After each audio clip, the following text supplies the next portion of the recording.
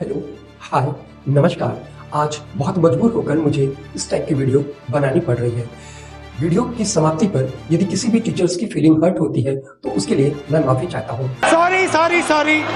But video का उद्देश्य ये नहीं है कि हम किसी भी टीचर को डिफेम या डिसरेस्पेक्ट करें।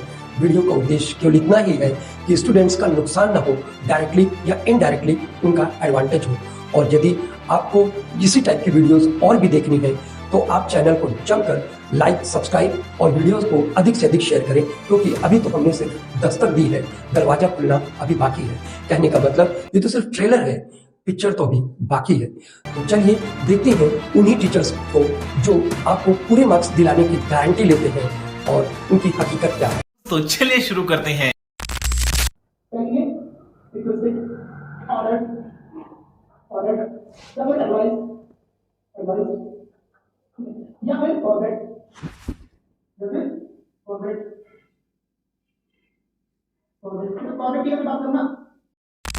ध्यान दीजिएगा, ये इम्पेरेटिव सेंटेंस में जैसा कि आपको सर ने बताया, you are requested, you are ordered, you are advised, you are requested हो गया, ऑर्डर्ड हो गया या एडवाइज्ड हो गया, और लास्ट में सर ने लिखा यू आर फॉरबिड, जो कि पूरी तरह से गलत है। अच्छा, हमको सिखा रिया है। आपको इस चीज को ध्यान रखिएगा कि पैसिव वॉइस में हमेशा वर्ब की थर्ड फॉर्म का यूज हो रहा है, और यहाँ पर सर ने वर्ब की सेकंड फॉर्म का यूज कर दिया। क्या बात कर रहे हैं? Forbid, forbid, forbidden, forbid, forbid, forbidden, ये वर्ब की थर्ड फॉर्म है। रिक्वेस्टेड, ऑर्डर्ड भी वर्ब की थर्ड फॉर्म है। इसी तरह अगर मैंने कहा एडवाइज, वो भी वर्ब की थर्ड फॉर्म है। तो सब ये सेकंड फॉर्म किसके लिए दिए? ये सब क्या देखना पड़ रहा है? यानी कि फॉरबिडन होना चाहिए। यू और फॉरबिडन टू, ये करेक्ट आंसर है। और डू नॉट को वहां से हटा दिया जाएगा। डू नॉट को हटा देते हैं, जैसे जो प्लीज को हटाकर क्या कर देते हैं, you are requested to. Please को हटाकर यू आर रिक्वेस्टेड टू। उसी तरीके से डू नॉट को हटाकर you are forbidden to. You are forbidden to नहीं होगा, you are forbidden to. This is the correct answer.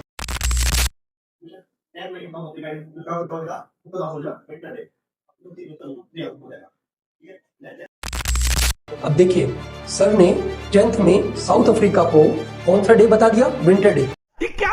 ये क्या बात करता है यार? जबकि आंसर एब्सोल्युटली रॉन्ग है। रियल आंसर होगा अ लवली ऑटम डे। तो इसी टाइप की वीडियो अब देखिए और टीचर्स को देखिए कि किस टाइप से वो आपको गाइड कर रहे हैं। क्या बात है सर, क्या बात है सर, क्या बात है, ये बात है।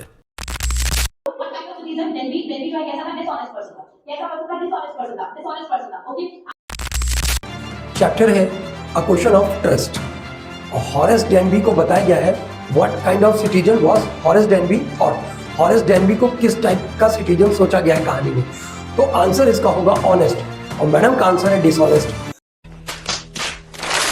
जबकि इसका रियल आंसर होगा ऑनेस्ट पर्सन सोचा गया है। बात तो सही है। बिकॉज चैप्टर में बताया गया है कि Horace Danby was thought to be a good, respectable and honest person. उसको सोचा यही गया था कि वो रेस्पेक्टेबल है, ऑनेस्ट है, गुड सिटीजन है, लेकिन वो रियल में ऐसा था नहीं। तो क्वेश्चन को अगर आप बारीकी से पढ़ेंगे तो इसमें लिखा हुआ है थॉट, कैसा लोग उसको सोचते थे। तो लोग उसको सोचते थे वो ईमानदार है, सम्मानित है, गुड सिटीजन है, लेकिन वो रियल में ऐसा था नहीं, वो था चोर।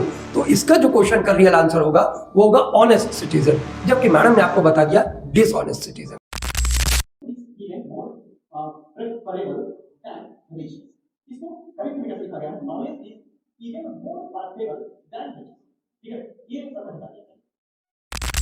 अब आपने आंसर देख लिया। सर ने knowledge is even more preferable than riches. ये रिचेस तो गलत ही है भाई, वहां पर पहुंचने की तो कोई बात नहीं है। धन की बात है तो धन की बात है तो रिचेस आपको लिखना पड़ेगा। धन, ज्ञान जो है धन से भी श्रेष्ठ है, उत्तम है, बेहतर है। प्रेफरेबल मीन्स उत्तम, श्रेष्ठ या बेहतर है। तो आंसर तो ठीक है सर का, लेकिन सर को यह ध्यान रखना था कि प्रेफरेबल के साथ मोर या मोस्ट नहीं लगता है। प्रेफरेबल का कॉम्परेटिव और सुपरलेटिव डिग्री नहीं होता है। तो इसलिए आपको मोर को यहाँ से हटा दीजिएगा, मोर यहाँ से रिमूव कर दीजिएगा। मोर यहाँ पर बिल्कुल नहीं होगा, मोर ना लिखिएगा। दूसरी चीज है, प्रेफरेबल हमेशा अपने साथ टू प्रेपोजिशन लेता है। प्रेफरेबल जो है अपने साथ टू प्रेपोजिशन लेता है। तो सर ने प्रेफरेबल के साथ देन का यूज कर दिया, जो कि गलत। फिर आप देखेंगे प्रेफरेबल के आगे मोर लगा दिया, वो भी गलत। प्रेफरेबल के आगे मोर नहीं होता है, वो आप यहाँ से हटा दीजिएगा, और प्रेफरेबल अपने साथ प्रेपोजिशन टू का यूज करता है। तो ये इसका करेक्ट आंसर हो जाएगा। Knowledge is even preferable to riches, ये इसका करेक्ट वर्जन है। इस तरीके से इसका करेक्ट आंसर होगा।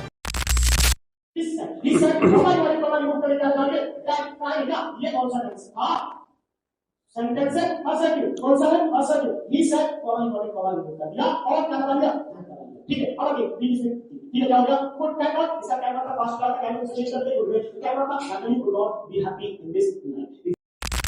अब आपने क्वेश्चन देख लिया है, he said comma inverted comma we can not be happy in this life. उसके दो टाइप के आंसर बन सकते हैं।